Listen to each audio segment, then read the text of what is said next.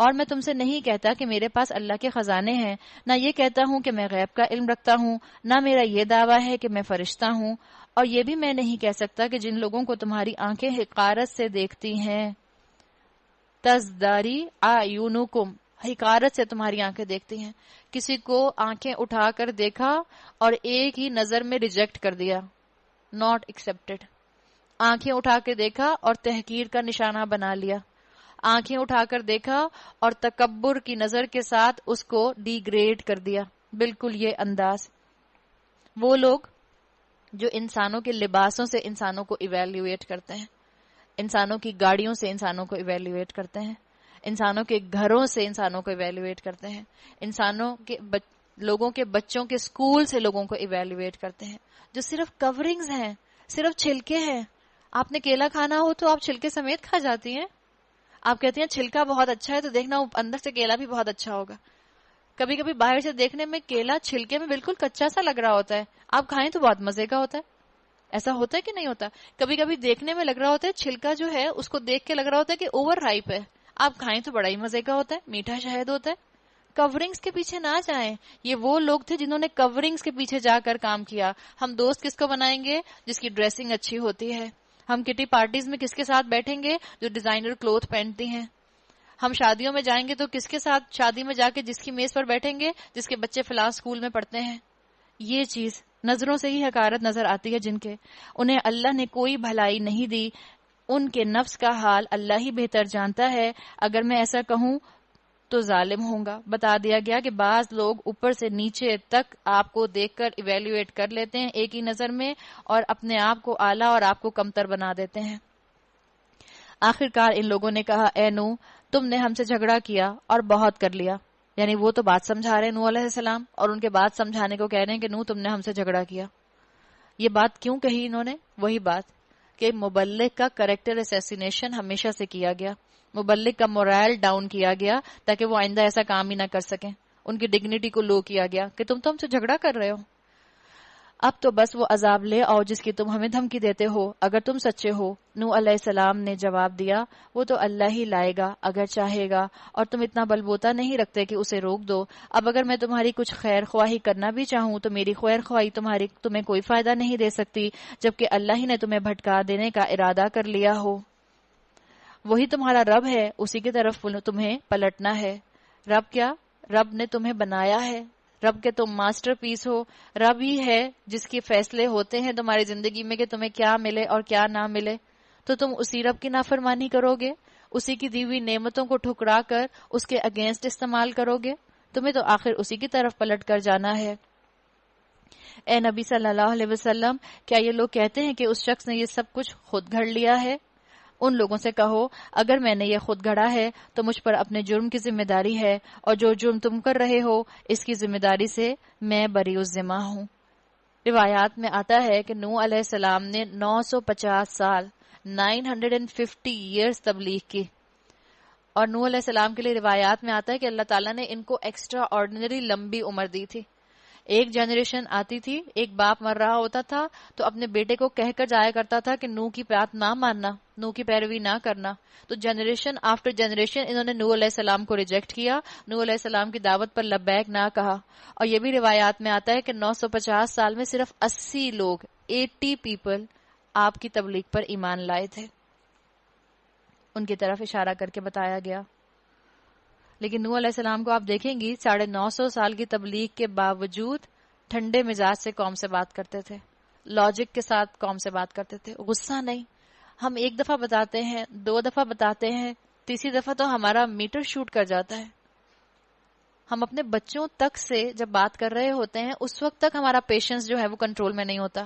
حالانکہ سب سے زیادہ تو آپ کو بچوں کے ساتھ پیشنس کنٹرول کرنے کی ضرورت ہے جب آپ ان کو اچھی بات بتا رہے ہوں. بچہ آپ سے پوچھے اماں جو آپ نے اس دن بات بتائی تھی مجھے سمجھ نہیں آئی، ذرا بتا دیں.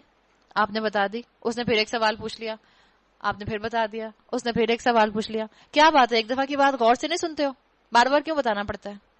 یہ انداز مناسب نہیں ہے. سیکھیں نوح علیہ السلام سے کہ تبلیغ کیسے کی انہوں نے.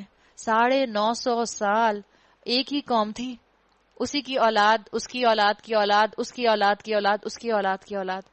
ہمیں کہیں پر جانا پڑے اور ہم کہیں پر درس دینے جائیں یا ہم کہیں پر اللہ کی بات بتانے جائیں, وہاں کوئی کھڑا ہو کے کہے کیا بورنگ باتیں کر رہی ہیں, خاموش ہو جائیں, تھوڑی دیر کے لیے تو ہم بھی پریشانی ہو جائیں گے. اور جس کانفیڈنس کے ساتھ بول رہے تھے, ہو سکتا ہے اس کانفیڈنس کے ساتھ دوبارہ بول بھی نہ سکیں, اور ہو سکتا ہے دوبارہ اس جگہ جانے کو تیار بھی نہ ہو. انبیاء کا سوچیں, وہی سیم لوگ, سیم کمپنی, سیم قوم, وہی ابناکشیس پیپل, ان کو روز سامنا کرنا پڑتا تھا جن کو انہوں نے تبلیغ کرنی ہوتی تھی, لیکن ہمت کے ساتھ, لاجک کے ساتھ, اللہ کی مدد کے ساتھ تبلیغ کیے جاتے تھے.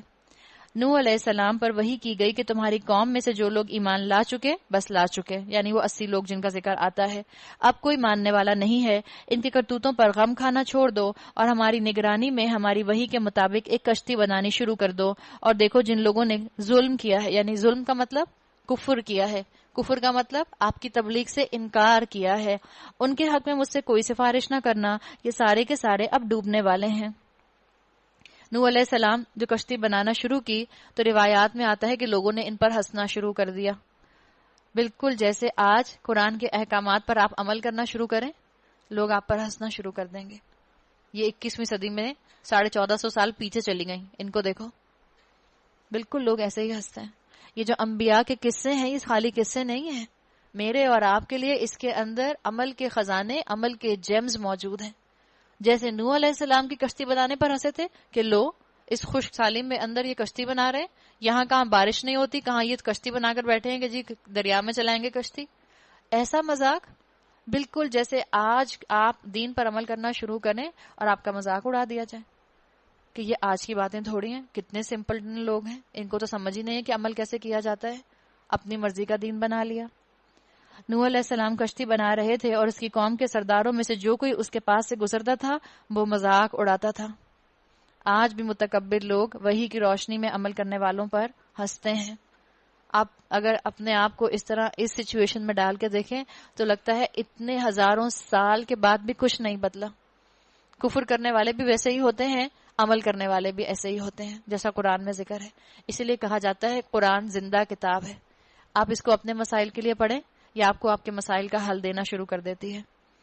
اس نے کہا اگر تم ہم پر ہنستے ہو تو ہم بھی تم پر ہنستے ہیں, ان قریب تمہیں خود معلوم ہو جائے گا کہ کس پر وہ عذاب آتا ہے جو اسے رسوا کر دے گا اور کس پر وہ بلا پڑتی ہے جو ٹالے نہ ٹلے گی, یہاں تک کہ جب ہمارا حکم آ گیا اور تنور ابل پڑا تو ہم نے کہا ہر قسم کے جانوروں کا ایک ایک جوڑا کشتی میں رکھ لو, اپنے گھر والوں کو بھی سوائے ان اشخاص کے جن کی نشاندہی پہلے کی جا چکی ہے, اس میں سوار کرا دو, یعنی کشتی میں سوار کرا دو, اور ان لوگوں کو بھی بٹھا لو جو ایمان لائے ہیں. اور تھوڑے ہی لوگ تھے جو نوح کے ساتھ ایمان لائے تھے, وما آمن معہ الا قلیل, تھوڑے ہی لوگ تھے جو ایمان لائے تھے, تھوڑے ہی لوگ تھے جو بات مانے تھے, تھوڑے ہی لوگ تھے جنہوں نے دین کی حقیقت کو سمجھا تھا. بتا دیا گیا ہدایت کا دار و مدار کس پر ہے. ہم کہیں 950 سال نوح علیہ السلام بتاتے رہے تو کیا ان کو بتانا نہ آتا تھا؟ نعوذ باللہ. بتانے والے کے اوپر دار و مدار نہیں ہوتا ہدایت کا, سننے والے کے اوپر ہدایت کا دار و مدار ہوتا ہے. بتانے والا تو اپنا کام کر جاتا ہے. آپ اور میں کبھی یہ نہ سمجھیں کہ لوگ تبلیغ کر رہے ہیں اور انسان جو ہے, اکثریت جو ہے, میجورٹی جو ہے وہ دین کی طرف نہیں آ رہی تو ہم یہ کہنے لگ جائیں کہ بتانے والے کو اچھا بتانا نہیں آتا. ایسی بات نہیں ہے. بتانے والے پر بلیم کبھی نہ کریں. سننے والا تیار ہو کر نہیں بیٹھتا, ورنہ بتانے والے محمد صلی اللہ علیہ وسلم ہو اور سننے والے قریش مکہ ہوں تو ان کے اوپر بھی ذرہ برابر ایمان کی رمق نظر نہیں آئی تھی. تو سارے کا سارا یہ دل کا معاملہ ہوتا ہے. جس کا دل کھل جاتا ہے وہ سمجھ جاتا ہے کہ اس ایمان کے علاوہ اس کی خیر کسی اور چیز میں نہیں ہے. نوح علیہ السلام نے کہا سوار ہو جاؤ اس میں, اللہ ہی کے نام سے اس کا چلنا بھی ہے اور اس کا ٹھہرنا بھی ہے. دعا آتی ہے قال ارکبوا فیہا بسم اللہ. یہ قرآن کا مقام ہے واحد جہاں پر اس کھڑی زیر کو پڑھتے ہیں مجریہا و مرساہا, ورنہ کھڑی زیر یوزلی جو ہے وہ ڈبل ای کی ساؤنڈ سے پڑھی جاتی ہے. یہاں یہ پڑھی جاتی ہے مجریہا و مرساہا. آج بھی آپ سمندر کے سفر پر جائیں, شپ میں جائیں, آپ فیری میں جائیں تو آپ یہ دعا پڑھ لیا کیجئے بسم اللہ مجریہا و مرساہا. اللہ ہی کے نام سے ہے اس کا چلنا بھی اور اس کا ٹھہرنا بھی, میرا رب بڑا غفور اور رحیم ہے. بتا دیا گیا توکل کس پر ہے. توکل اللہ کی ذات پر ہے. ٹائٹینک کی بنانے والوں کی طرح توکل ٹائٹینک پہ نہیں ہے, انہوں نے کہا اللہ کے حکم سے اس کا چلنا اور اس کا ٹھہرنا. کشتی ان لوگوں کے لیے چلی جا رہی تھی. جو لوگ وحی کی روشنی میں نیک اعمال کی کشتی بناتے ہیں ان کی کشتی بھی چلی جاتی ہے، اللہ اس کو چلا دیتا ہے. تو وحی کی روشنی میں اپنے نیک اعمال کی کشتی بنانے کی کوشش کریں. اگر لوگ آپ کا مذاق اڑاتے ہیں، لوگوں کے مذاق کی فکر نہ کریں. اللہ نے الٹیمیٹلی گناہ گار کو غرق کر دینا ہے، یہ بات یاد رکھیں، چاہے دنیا میں چاہے آخرت میں جہنم کے عذاب میں. اور ایک ایک موج پہاڑ کی طرح اٹھ رہی تھی. نوح کا بیٹا دور فاصلے پر تھا. نوح نے پکار کر کہا، بیٹا میرے ساتھ سوار ہو جا، کافروں کے ساتھ نہ رہ. بیٹے کو پکارا کس نیت سے؟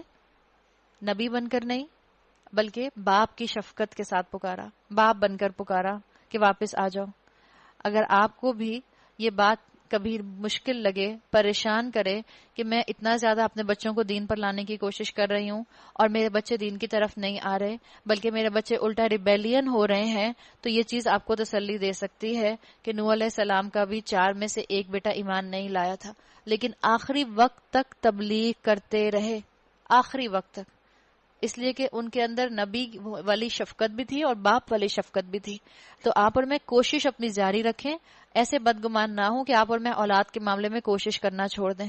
اولاد کو سمجھاتے رہیں، اولاد کو کہتے رہیں، اللہ ان کا دل کھول دے گا. اور یہ بھی یاد رکھیں ایک اینگل اور بھی، کہ آپ کسی مبلغ کو دیکھیں اور آپ اس کے بچوں کو دیکھیں تو آپ ضرور یہ کہیں کہ جو مبلغ کے بچے ہوں گے وہ سب ولی اللہ ہوں گے، تسبیح ہاتھ میں ہوتی ہوگی، سر جھکا کر جائے نماز پر ہر وقت بیٹھے رہتے ہوں گے، بالکل بھی اونچی آواز میں بات نہیں کرتے ہوں گے، آپس میں لڑائی تو کبھی کرتے ہی نہیں ہوں گے. یہ ساری ان نیچرل اپروچ ہیں، ان کو مت لگائیں. کسی مبلغ کا بچہ بھی نارمل بچے کی طرح ہوتا ہے. جیسے چیلنجز ایک نارمل بچے کو معاشرے کے اندر ہیں، ویسے ہی چیلنجز مبلغ کے بچے کو بھی ہوتے ہیں. تو اس میں آپ کی اور میرے لیے یہ بھی سبق ہے کہ اگر آپ کو اور مجھے کسی کے بچے اصلاح پر نظر نہ آئیں تو ہم کسی کے اوپر انگلیاں نہ اٹھائیں، فنگر پوائنٹنگ نہ کریں.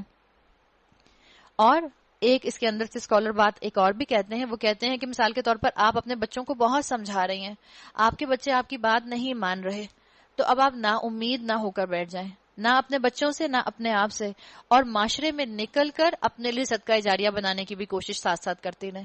اللہ اور لوگوں کو آپ کے ساتھ جنت میں انشاءاللہ کھڑا کر دے گا. ان کے بیٹے نے پلٹ کر جواب دیا، میں ابھی ایک پہاڑ پر چڑھا جاتا ہوں جو مجھے پانی سے بچا لے گا. نوح علیہ السلام نے کہا، آج کوئی چیز اللہ کے حکم سے بچانے والی نہیں ہے سوائے اس کے کہ اللہ ہی کسی پر رحم فرمائے، یعنی اسباب پر توکل نہ کرنا. انہوں نے کہہ دیا. اتنے میں ایک موج دونوں کے درمیان حائل ہو گئی اور وہ ڈوبنے والوں میں شامل ہو گیا. جوان بیٹا آنکھوں کے سامنے ڈوب گیا، اس لیے کہ نوح علیہ السلام کے بیٹے نے اللہ پر بھروسہ نہیں کیا تھا، اسباب پر بھروسہ کیا تھا. آپ جب اس کی عربی پڑھیں، آپ کو ٹائم ملے تو گھر جا کر پڑھیں، ایسی گرافک پکچر اللہ تعالیٰ نے اس کی عربی زبان میں کھینچی ہے، جو ورڈ پکچر اس کے اندر نظر آتی ہے وہ آپ کو ترجمے میں ذرا سے بھی نہیں محسوس ہوتی. کئی ایسے گرافک مقامات ہیں، ڈسکرپشن ڈیٹیل کے ساتھ قرآن میں آتی ہیں، جہاں آپ عربی پڑھیں اور اگر آپ کو ترجمہ سمجھ آتا ہے تو آپ کی آنکھیں حیران ہو جاتی ہیں، آپ کا دل خوشی سے جھوم جاتا ہے کہ یہ سوچ کے کہ واقعی یہ کلام میرے رب کا ہے، یہ کلام کسی انسان کا نہیں ہو سکتا. اور کبھی کبھی جہنم کا ڈسکرپشن پڑھ کے خوف زیادہ آتا ہے عربی کی آیات پڑھ کے، عربی کے الفاظ پڑھ کے. ڈوبنے والوں کی چیخو پکار کی ایک تصویر کھینچی گئی ہے. بارش ہو رہی ہے، ادھر سے سیلاب آ گیا، ادھر سے طوفان آ گیا، ادھر سے کشتی چل پڑی، ادھر سے ہوائیں چل رہی ہیں، پانی ایک موج کی طرح ایک پہاڑ کی طرح اٹھ رہا ہے، دوسرے پہاڑ کی طرح لوگ ڈوب رہے ہیں، شور ہنگامہ ہے، چیخو پکار ہے. بالکل یہ ورڈ پکچر یہاں کھینچی گئی ہے. اب کیا ہوا؟ حکم ہوا، اے زمین اپنا سارا پانی نگل جا، یعنی اللہ نے جس کو ختم کرنا تھا اسے ختم کر دیا. اور اے آسمان رک جا، یعنی سیلاب بھی ختم ہو گیا اور بارش بھی رک گئی. چنانچہ پانی زمین میں بیٹھ گیا، فیصلہ چکا دیا گیا، کشتی جودی پر ٹک گئی اور کہہ دیا گیا کہ دور ہوئی ظالموں کی قوم. اب نوح علیہ السلام جو ہے یہ اللہ سے بات کر رہے ہیں. نوح علیہ السلام نے اپنے رب کو پکارا، کہا، اے رب میرا بیٹا میرے گھر والوں میں سے ہے اور تیرا وعدہ سچا ہے اور تو سب حاکموں سے بہتر حاکم ہے. بتا دیا. ساتھ ساتھ یہ بھی کہہ رہے ہیں اللہ آپ نے جو کیا بالکل صحیح کیا، مگر میں کیا کروں، میرا بیٹا میرے گھر والوں میں سے ہے.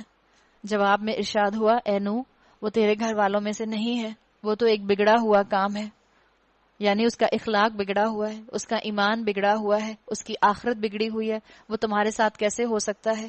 اللہ سے ہم دعا کریں اللہ آپ نے ہمیں دنیا میں جو اولادیں دی ہیں آخرت میں بھی انہی اولادوں کو ریفائنڈ فارم میں ہمارے سامنے لے کر آئے جنت میں. اور اللہ سے دعا کیا کریں کہ اللہ آپ نے ہمیں جو زوج شوہر کی شکل میں دیے ہیں اللہ انہی شوہروں کو ریفائنڈ فارم میں ہمارے ساتھ جنت میں لے آئے. ورنہ آپ بیویوں سے کہیں تمہیں یہی شوہر جنت میں ملے گا تو بیویاں کہتی ہیں یہی والا. ہاں آپ کہیں یہی والا ملے گا, ریفائنڈ فارم میں ملے گا اور اللہ ان کو بالکل بہترین بنا کر تمہیں دے دے گا. تو نوح علیہ السلام کو کہا گیا کہ یہ تمہارے فیملی سے نہیں ہو سکتا, اس کا ایمان خراب, اس کا آخرت کا عقیدہ خراب, اس کا ایمان باللہ ختم, اس کا اخلاق بگڑا ہوا, لہٰذا تو اس بات کی مجھ سے درخواست نہ کر جس کی حقیقت کو تو نہیں جانتا. میں تجھے نصیحت کرتا ہوں کہ اپنے آپ کو جاہلوں کی طرح نہ بنا لے. نوح علیہ السلام بیٹے کی بات کر رہے تھے, اللہ کا انداز دیکھیں, اللہ کو تو غصہ آ گیا. اللہ نے کہا جاہلوں کی سی بات نہ کر. نوح علیہ السلام نے فوراً عرض کیا اے میرے رب میں تیری پناہ مانگتا ہوں. اپنی فکر پڑ گئی جب پتہ چلا کہ اللہ تو ناراض ہو رہا ہے اس سے کہ وہ چیز تجھ سے مانگوں جس کا مجھے علم نہیں. اگر تو نے مجھے معاف نہ کیا اور رحم نہ فرمایا تو میں برباد ہو جاؤں گا. نوح علیہ السلام بیٹے کو بھول کر اپنی فکر میں پڑ گئے. یہ ہے تقویٰ کی علامت.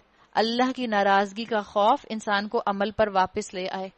یہ ہے اللہ کی محبت کی علامت کہ نوح علیہ السلام کو اپنی پچھلی نیکیوں پر کوئی جو تھا وہ پراؤڈ فیل نہیں ہوا کہ میں تو اتنے 950 سال کی خدمت کر کے اب کہیں جا کے اس شہر سے اس ملک سے نکلا ہوں اور اگر میں نے اللہ سے یہ کہہ دیا تھا کہ میرے بیٹے کو بچا لے تو کوئی بات نہیں. لیکن جب اللہ نے کہا کہ جاہلوں کسی باتیں نہ کر تو ان کو اپنی فکر پڑ گئی.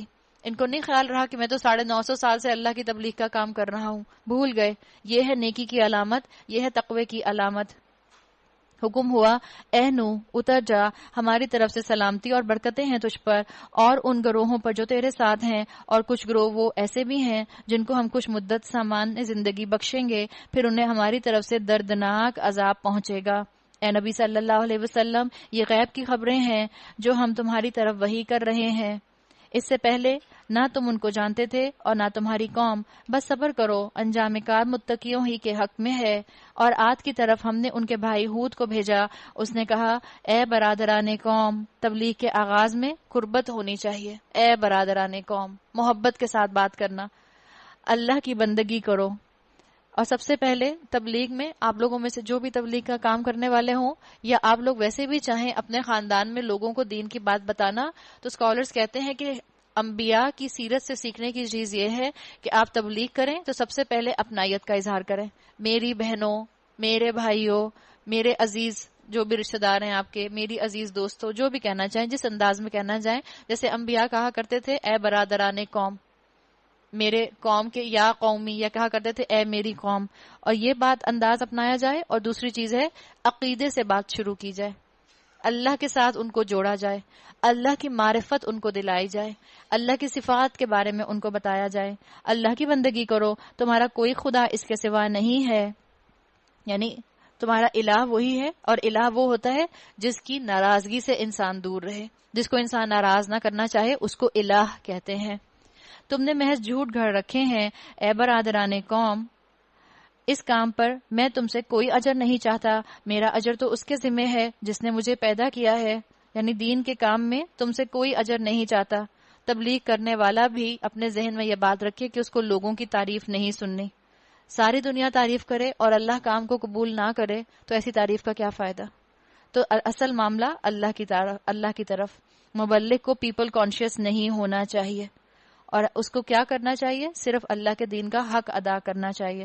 اگر وہ صرف لوگوں کی نبضیں دیکھے گا, لوگوں کی نظریں دیکھے گا تو نروس ریک بن جائے گا. اس کی طرف منع کیا گیا. اور خود اعتمادی کے ساتھ, مضبوط شخصیت کے ساتھ اللہ کا پیغام آگے لوگوں کو پہنچائیں. آپ کی شخصیت کا کنوکشن آگے فلٹر ڈاؤن کرے گا. یہ چیز انشاءاللہ لوگوں کے دلوں میں ہدایت کو لانے کا باعث بنے گی. کیا تم عقل سے ذرا کام نہیں لیتے؟ اور اے میری قوم کے لوگوں, اپنے رب سے معافی چاہو, پھر اس کی طرف پلٹو, وہ تم پر آسمان کے دہانے کھول دے گا. یعنی کیا کرو, تم اس کی طرف پلٹو, علم حاصل کرو اور اس کی دی ہوئی شریعت کو نافذ کرو, اور تمہاری موجودہ قوت پر مزید قوت کا اضافہ کرے گا. یعنی تمہیں معاشی خوشحالی کی تصویر بنا دے گا, تمہاری پروگرس کو بڑھا دے گا, تمہارے اندر ڈیولپمنٹ لے کر آئے گا.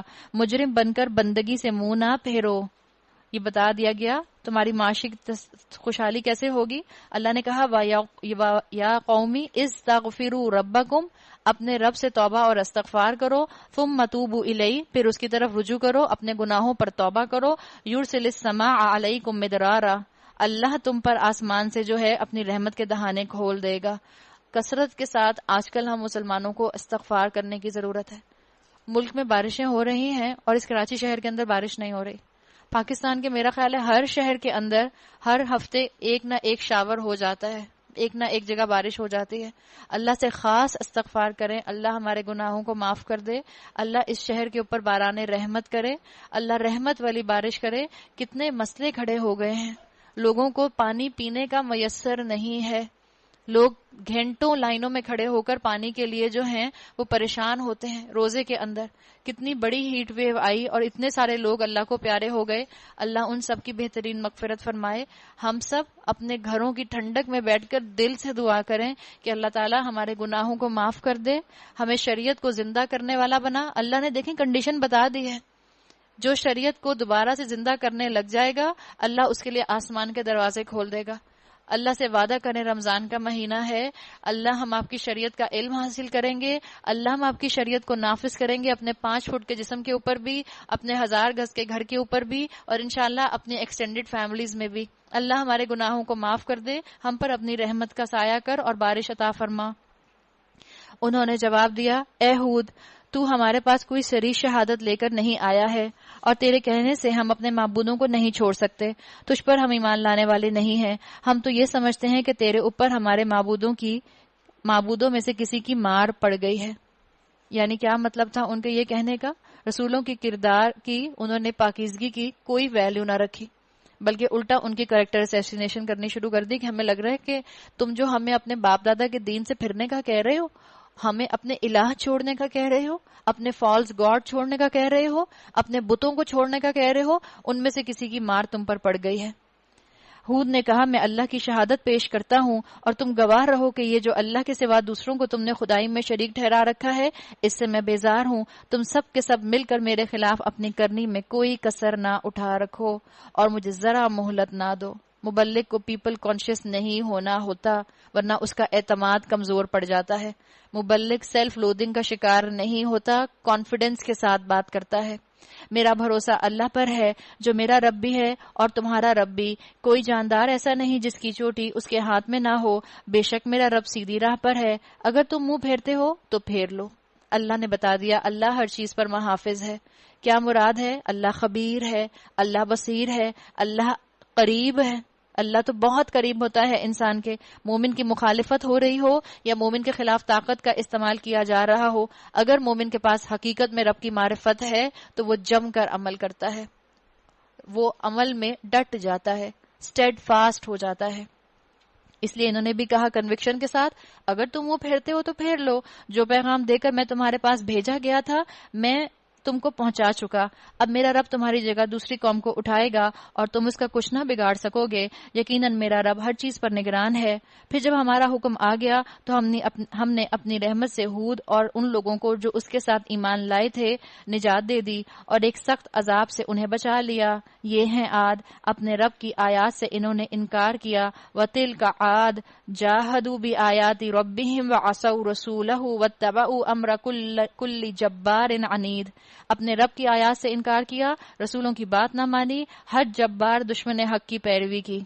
یعنی ہر گناہ گار کو اللہ کا جو نافرمان تھا اس کو رول ماڈل بناتے رہے، اس کی پیروی کرتے رہے، اس کی طرف انکلینیشن رکھا.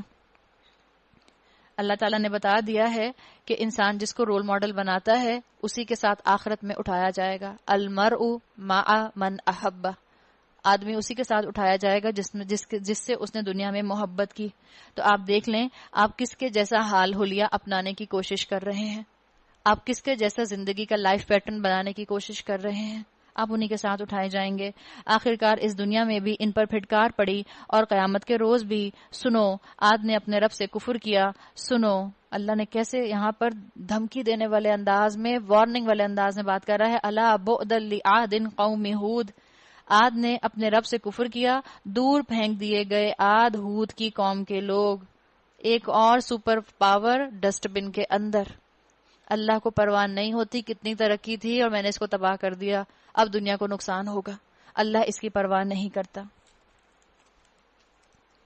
اور سمود کی طرف ہم نے ان کے بھائی صالح کو بھیجا، اس نے کہا اے میری قوم کے لوگو، اللہ کی بندگی کرو، اس کے سوا تمہارا کوئی خدا نہیں ہے، وہی ہے جس نے تم کو زمین سے پیدا کیا ہے اور یہاں تم کو بسایا ہے، لہٰذا تم اس سے معافی چاہو اور اس کی طرف پلٹ آؤ، یقیناً میرا رب قریب ہے اور دعاؤں کا جواب دینے والا ہے۔ ان ربی قریب مجیب، جتنا تڑپ کر آپ اللہ سے مانگیں اتنا تڑپ کر اللہ سے یہ بھی سمجھا کریں کہ اللہ میرے قریب ہے اور میری بات سن رہا ہے۔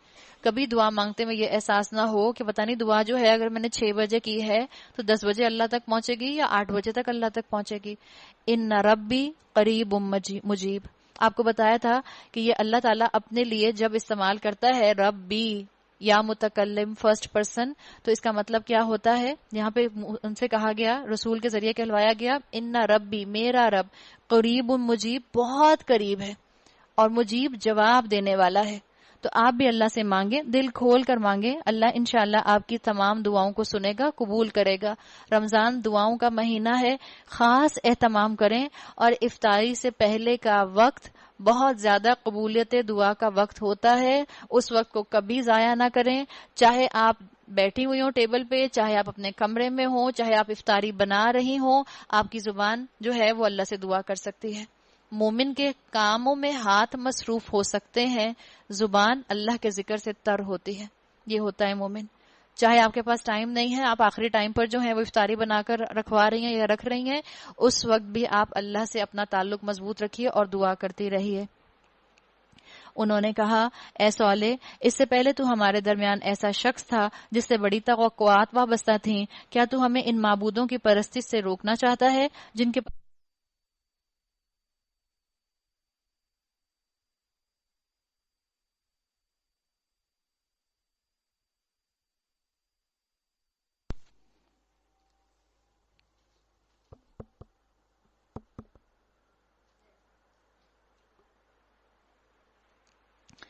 کی پرستش ہمارے باپ دادا کرتے تھے، یعنی وہی خاندان کا بت۔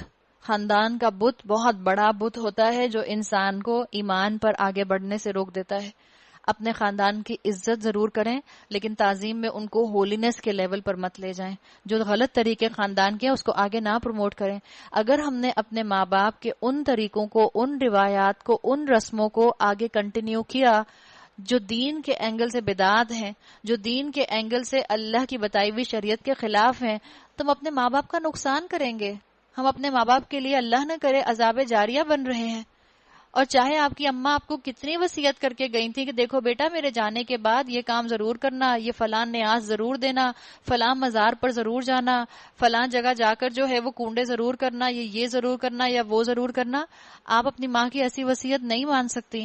اور اگر نہیں مانیں گی اور ان سارے اعمال کو آپ سنتوں سے بدل دیں گی تو انشاءاللہ اپنے والدین کے لیے صدقہ جاریہ بنیں گی۔ خاندان کا بت ہمیشہ سے انسان کے لیے تکلیف کا باعث بنا۔